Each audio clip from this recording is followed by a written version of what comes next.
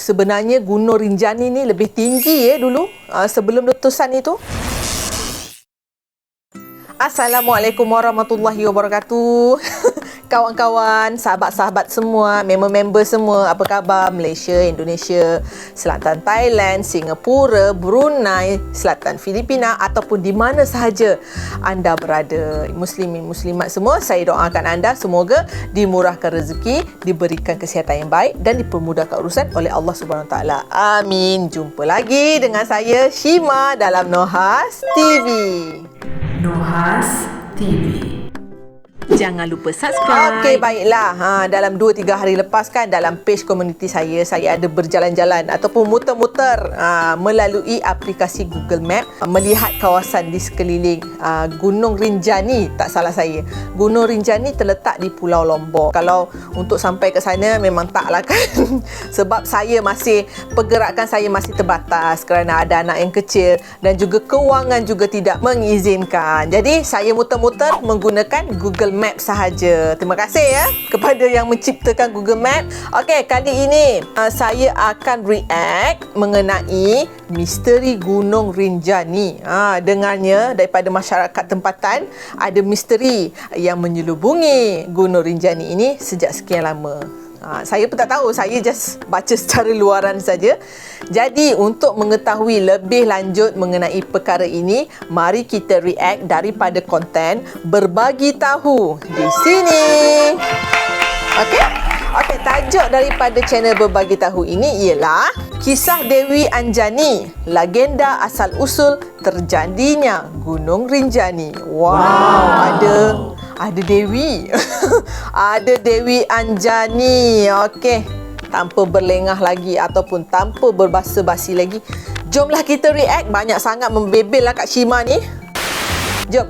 Bismillahirrahmanirrahim. Pup. Sikit. Berbagi tahu sejarah kisah legenda misteri. Subscribe. Tu dia. Wow. Muziknya pun sudah misteri. Kisah Dewi Anjani, legenda asal-usul terjadinya Gunung Rinjani. Masya Allah, cantiklah ya Allah. Gunung Rinjani merupakan gunung berapi tertinggi kedua di Indonesia dan juga merupakan rangkaian lingkaran api. Secara administratif, gunung ini berada di bawah 4 kabupaten, yaitu Lombok Timur, Lombok Tengah, Lombok Barat, dan Lombok Utara. Oke, tengah-tengah. Gunung ini memiliki ketinggian 3.726 meter di atas permukaan laut. Bagi masyarakat Pulau Lombok, khususnya suku Sasak dan suku Bali, Gunung Rinjani dianggap sebagai tempat suci dan merupakan istana para dewa. Di Gunung Rinjani ini terdapat Taman Nasional Gunung Rinjani yang terletak di kawasan peralihan biogeografis, tempat flora dan fauna Asia Tenggara bertemu dengan flora dan fauna wilayah Australia. Gunung Rinjani terdapat Danau Segara Anak, Gunung Baru Jari, Gunung Sangkareang, Gunung Wajah, dan beberapa gua, yakni Gua Susu, Gua Payung, dan Gua Manik. Danau Segara Anak merupakan sumber mata air bagi seluruh masyarakat Lombok. Air yang berasal dari danau ini mengalir hampir ke sebagian besar wilayah Lombok. Pertanian di sekitar Lombok tergantung kepada air danau ini. Danau yang memiliki luas 11.000 meter persegi dengan kedalaman 230 meter dan berada di ketinggian 2.000 meter dari permukaan laut. Dikatakan oleh beberapa tetua adat di wilayah Bayan berfungsi sebagai pendingin gunung-gunung berapi yang ada di seputarnya. Danau ini diperkirakan terbentuk akibat letusan Gunung Samalas pada tahun 1257. Pendapat lain mengatakan bahwa Danau Segara Anak muncul akibat letusan Gunung Rinjani Purba. Zaman dulu-dulu lah. Dah lama, dah puluh ribu dulu Kata Rinjani artinya tinggi dan tegak. Makna kata itu tampaknya sesuai dengan kondisi geografis Gunung Rinjani.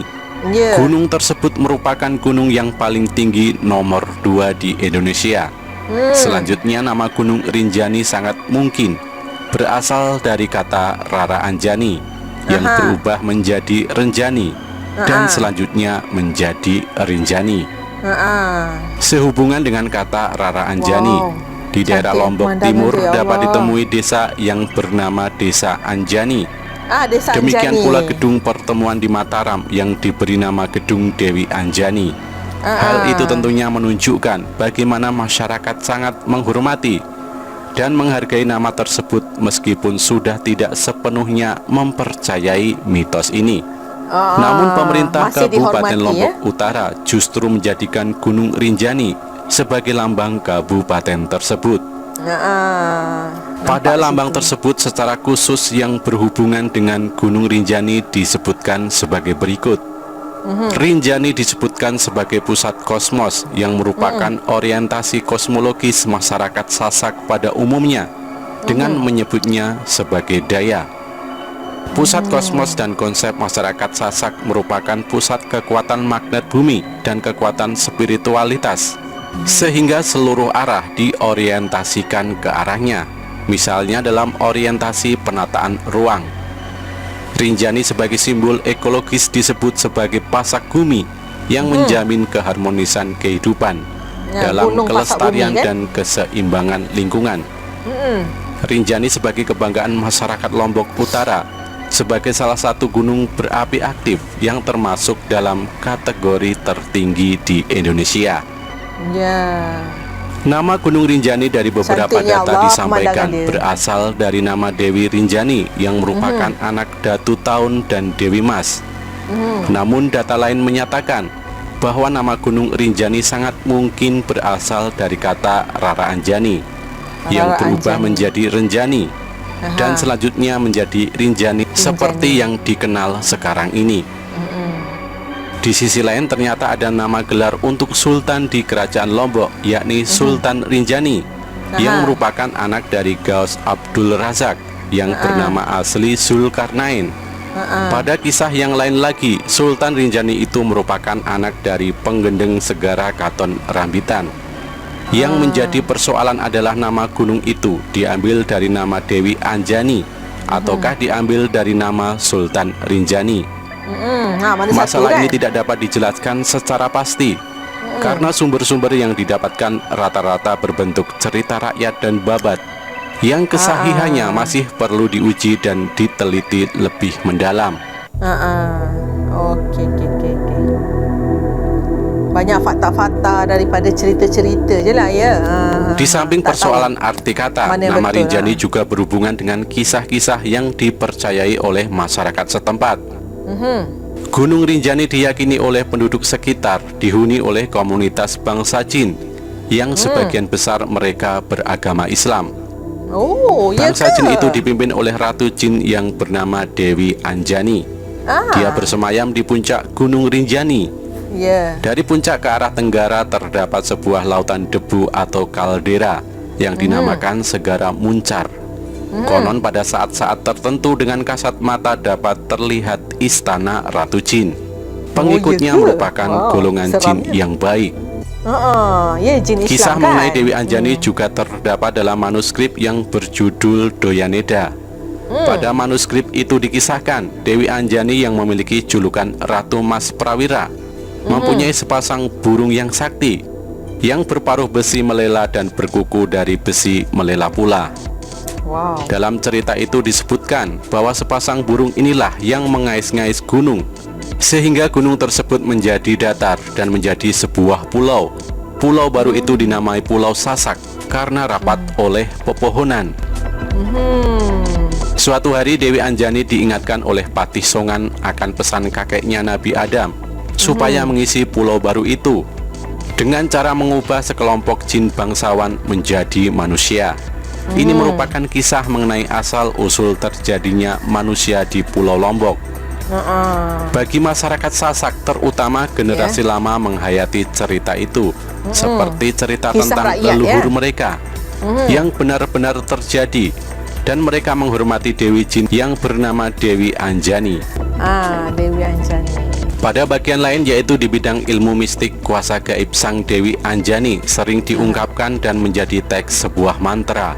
Demikian pula para pemangku pada waktu mendaki Gunung Rinjani masih sering melakukan upacara mohon izin kepada Dewi Anjani terlebih dahulu sebelum masuk melakukan kawasan orang, pendakian yang Ha. disebut dengan upacara menyembih. Menyembih. Upacara lain yang berkaitan dengan keberadaan Dewi Anjani yaitu upacara kesuburan yang berkaitan dengan kerja bercocok tanam dan panen pada masyarakat lama, sering dikaitkan dengan berkah Sang Dewi. Pada masa sekarang, cantik perubahan pemandangan, tata ya nilai Allah. pada kepercayaan dan bahkan teknik pertanian yang disertai upacara semacam itu sudah jauh ditinggalkan. Oh ya ke? Namun Dah tak demikian diamalkan, masih ya? bisa dijumpai pada kelompok masyarakat tertentu saja atau pada teks mantra dan pujian.